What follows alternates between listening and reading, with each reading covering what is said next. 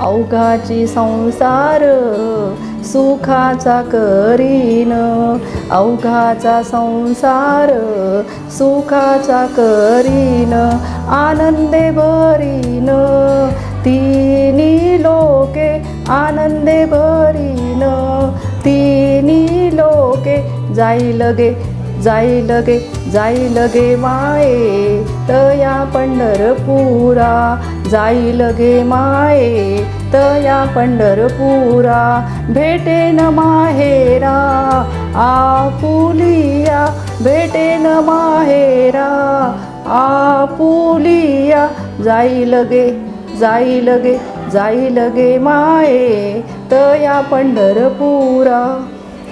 नमस्कार, मी रायचंद्र शिंदे. स्वागत आहे तुम्हा सर्वांचं. खरं तर रणधुमाळी सुरू आहे झेडपी आणि पंचायत समितीची, आणि आपण याच जुन्नर तालुक्यातल्या नारायणगाव वारवाडी गणामध्ये आहोत.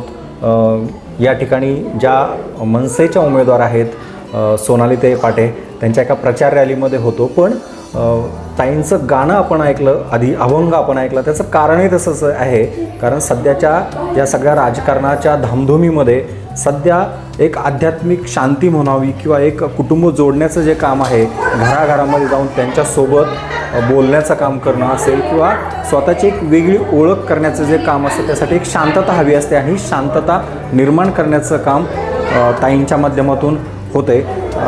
आपण थेट ताईंना विचारणार आहोत याच पंचायत समितीच्या निवडणुकीच्या पार्श्वभूमीवर. ताई, थेट प्रश्नांवरती येतो. खरं तर या परिसरातून तुम्ही यापूर्वी पण जिल्हा परिषद निवडणुकीसाठी तयारी केली होती पूर्वीच्या काळामध्ये, पण अपयश आलं. पण अपयश असताना सुद्धा पक्ष तोच ठेवून तुम्ही आजही तुमचे जे मिस्टर आहेत मकरंद भाऊ पाटे, अनेक वर्षाचं त्यांचं योगदान आहे या पक्षासाठी. सुरुवातीपासून त्याच पक्षात आहे आणि तिथंच काम करतायत. यावेळेचा काय अनुभव आहे तुम्ही ज्यावेळेस प्रचार? अनुभव म्हणजे आता यांना बरंच ऑफर पण आल्या होत्या, तुम्ही मनसेत राहा आणि ताईंचा प्रवेश सेनेत करा, राष्ट्रवादीत करा. पण नाही, एकनिष्ठ ते म्हटले असं एका घरात होणार नाही. म्हणजे एक ती आहे, आम्ही याच पक्षात ठाम राहणार. आणि मी माझा पण तोच निर्णय. म्हणजे आम्ही जे पहिल्यापासून राजसाहेबांचं ठाम म्हणजे कट्टर आहे समर्थक, तर ते शेवटपर्यंत असंच राहणार. म्हणजे आम्ही रेल्वे इंजिनच चालवणार शेवटपर्यंत. जोपर्यंत जिवंत आहे तोपर्यंत आम्ही रेल्वे इंजिनच चालवणार. भाऊंनी केलेल्या कामाचा कसा फायदा होईल तुम्हाला? कारण भाऊंनी जे काही सामान्य प्रश्न असतात कुटुंबाचे किंवा समाजाचे काही प्रश्न असतात, अगदी साधे प्रश्न असतात. मग कोणाला रेशन कार्ड काढून दे, कोणाच्या अन्यायाविरोधात रस्त्यावरती उतरणं, अशी कोणती कामं साधारण मागच्या काळात भाऊंनी केली आणि त्याचा फायदा तुम्हाला कसा होईल? तुम्ही सुद्धा त्यांच्या अर्धांगिनी आहात. आता मी प्रचाराला फिरते तर मला सगळीकडे म्हणजे प्रचंड अनुभव येतो आणि नक्कीच फायदा होईल. कारण आता टोल नाक्याचा त्यांनी जो प्रश्न घेतला होता त्याबद्दल प्रत्येक लोक म्हणजे खुश आहे त्या विषयावर, कारण त्यांचा टोल बंद झाला आहे. आणि परत अजून रेशन कार्ड, मी प्रत्येक घरात गेले तर त्यांची ओळख निघतीच. त्यांनी आमचं रेशन कार्ड केलं आहे, कुठं हॉस्पिटलला मदत केली, कुठं बिल कमी केलं आहे असं. म्हणजे आणि ट्रिपला आम्ही गेलो, ट्रिप झाले, त्या ट्रिपच्या संदर्भात पण तुमचं नियोजन छान आहे, जेवण छान आहे, ट्रिप छान झाली, देवदर्शन छान झाले. अनेक म्हणजे त्यांचा अनेक वृद्ध जे माणसं म्हणजे जे जाऊ शकत नाही ट्रिपला, त्यांचं देवदर्शन झालं आहे. त्यामुळं अनेक वृद्ध म्हणजे ज्येष्ठ नागरिक खूप खुश आहे का आमचं जाणं शक्य नव्हतं, पण तुमच्यामुळं आम्हाला काशी अयोध्या घडली. आणि हे सगळे लोक माझ्या म्हणजे पाठीशी आहे, याचा नक्कीच मला फायदा होईल. या मतदारसंघाचे नेमके प्रश्न काय आहेत जे तुम्ही इतक्या वर्ष समाजकारणात आहात, जे तुमच्या डोळ्यात पण आहेत आणि निवडून आल्यानंतर ते सोडवणार आहात तुम्ही? आत्ताच तुम्ही ऐकल्याप्रमाणे म्हणजे बिबट्याचा सगळ्यात मोठा प्रश्न आहे. कारण आता गुंजाळवाडी असेल, ठाकरवाडी असेल, वारुळवाडी, परत मांजरवाडी, हिवरे, तर वाड्या म्हणजे आपलं नारायणगाव कसं म्हणजे थोडं ग्रामीण भाग येत नाही, पण ह्या वस्त्या ज्या येतात हा ग्रामीण भाग येतो. तर ह्या भागातनं जे छोटे मुलं जातात स्कूलला त्याची पण भीती आहे. आणि परत शेतकरी मजूर जास्त आहे, महिला, त्यांना पण याची खूप मोठी भीती आहे वाघापासून. तो प्रश्न सोडवण्याचा मी नक्कीच प्रयत्न करणार. आणि तसंच पाण्याचा पण प्रश्न आहे. काही ठिकाणी ठाकरवाडी ठिकाणी रोड नाही आहे, तिथं लाईटचे दिवे नाही आहे. हे प्रश्न मी नक्कीच सोडवण्याचा प्रयत्न करतो. आम्ही असं ऐकलं की मधल्या काळामध्ये आपली जी मंचर टोपी आहे, जिनं जगभरामध्ये स्वतःचं नाव कमवले, आणि आपली एक जुन्नर आंबेगावची ओळख आहे. म्हणजे आपल्या भागातला बैलगाडा शर्यतीचा माणूस असेल किंवा जुंदरी माणूस असेल, त्या डोक्यावर जी टोपी असते तिने थेट ब्रँडिंग केली दिल्लीपर्यंत. यामध्ये महिलांना रोजगार देण्याचं सुद्धा खूप मोठं काम तुमच्या माध्यमातून, तो नेमका काय किस्सा, किती महिला साधारण त्यामध्ये काम करतात? त्यावेळेला हा किस्सा 2016चा आहे. तर त्याच्यानंतर मी 1 वर्षानं निवडणूक लढली 2017ला.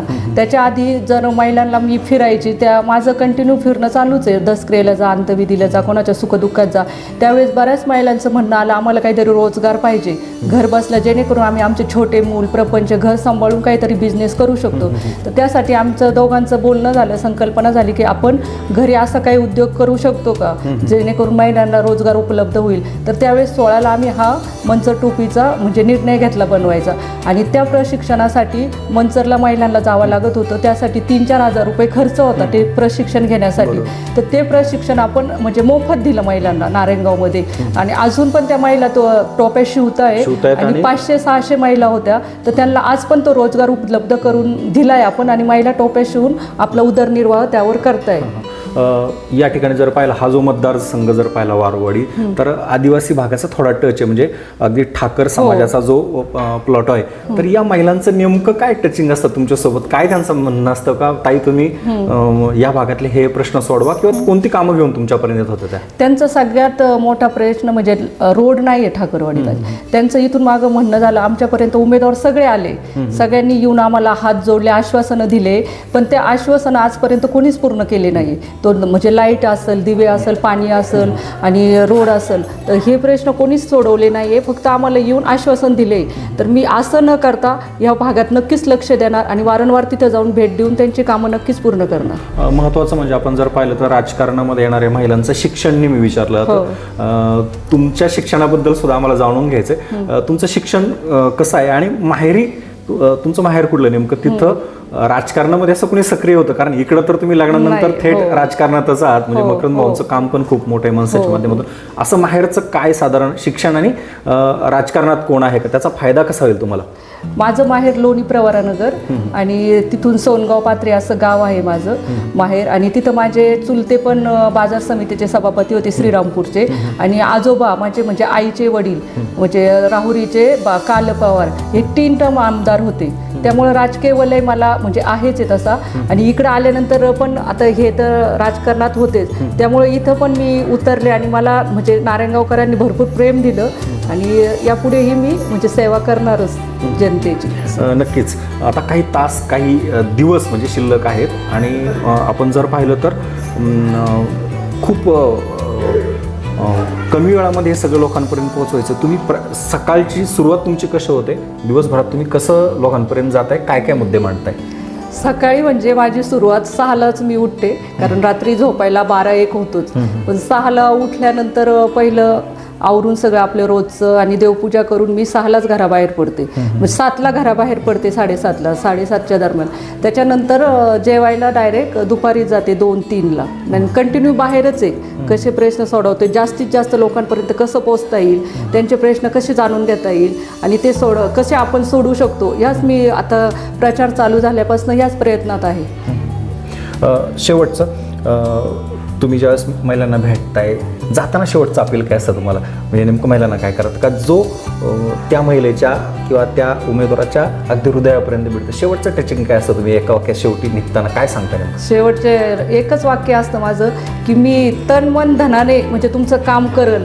मला तुम्ही ना तुमची एक मुलगी बहीण एक समजून तुमची मी एक कन्या आहे, तुमची माझे सगळे आजीच्या वयाचे बहिणीच्या वयाचे सगळ्याला तळमळीची एकच विनंती आहे का येणाऱ्या 7 तारखेला मला रेल्वे इंजिन समोरील बटन दाबा आणि प्रचंड बहुमताने विजय करा. मी तुमचा म्हणजे तुमचं मत वाया जाऊ देणार नाही. तुम्ही दिलेल्या मताचं नक्कीच सोनं होईल आणि दिलेल्या संधीचं नक्कीच मी सोनं करणार. नक्कीच खूप साऱ्या शुभेच्छा तुम्हाला. आणि आपण एक सांगूयात का निवडणुकीच्या रणधुमाळीमध्ये अनेक उमेदवार अशा असतात जे चर्चेतले असतात. मनसेमुळं तालुक्यामध्ये जी मनसे जिवंत ठेवली त्या माणसामुळं आणि त्या माणसाच्या घरातली म्हणजे मकरंद भाऊची जी पत्नी आहे सोनालीताई, त्यांना प्रचाराच्या निमित्ताने तालुक्यात एकच निष्ठावंत नाव राहिलेलं आहे, त्या म्हणजे सोनालीताई. सोनालीताईंच्या प्रचाराची रणधुमाळी आता जोरदार सुरू आहे आणि या रणधुमाळीमध्ये आता हा एकूण प्रतिसाद सोनालीताईंचा प्रवास वारुवाडी ते पंचायत समितीच्या सभागृहापर्यंत कसा होणार आहे हे पुढच्या काळात आपल्याला पाहावं लागणार आहे.